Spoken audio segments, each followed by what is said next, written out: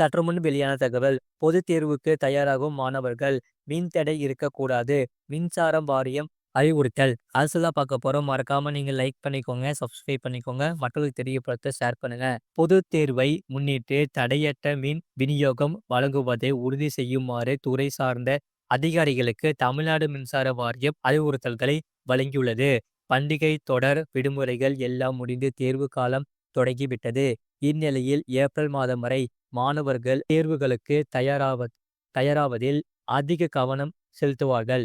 இந்த காலகட்டத்தில் மாணவர்களுக்கு எந்த சிரமமும் ஏற்பட்டுவிடக்கூடாது என்பதற்காக தமிழ்நாடு மின் பகிர்மான கழகம் முக்கிய உத்தரவுகளை பிறப்பித்துள்ளது.